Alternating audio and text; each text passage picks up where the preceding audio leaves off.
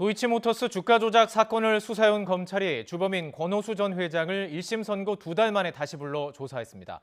김건희 여사의 연루 의혹이 사실인지 조만간 결론 낼 것으로 보입니다. 나인 기자입니다.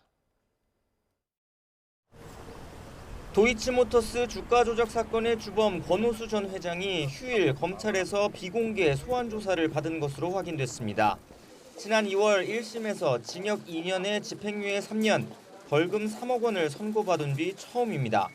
김건희 여사가 주가 조작 범행을 알고 있었는지가 중점 조사 대상이었던 것으로 전해졌습니다.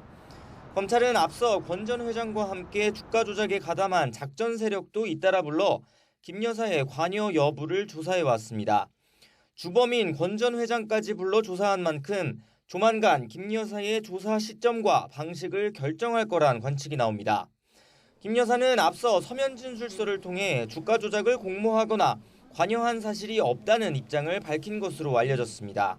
소환 조사한 바는 없고 서면 조사를 했었고, 그리고 출석 통보죠. 정확하게 말하면 출석 요구를 한 바는 없는데 소환을 위한 변호사와의 협의는 있었다. 이게 제가 보고받은 내용입니다.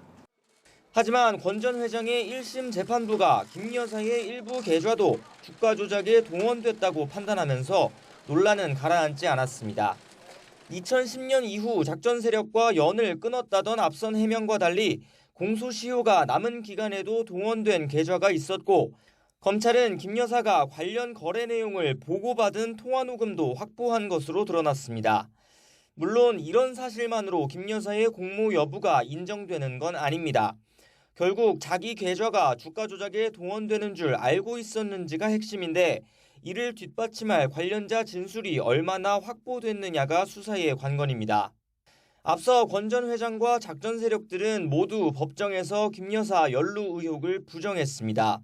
재판 과정에선 본인들의 혐의도 무죄라고 주장했던 점을 고려해야 하지만 1심 판결이 나왔다고 얼마나 태도가 달라졌을지는 미지수입니다.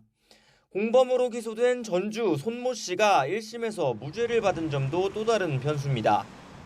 다만 야권의 특검 논의가 계속 이어지는 상황에서 당사자 소환 조사도 하지 않고 사건을 결론짓기엔 검찰의 부담도 만만치 않을 것으로 보입니다.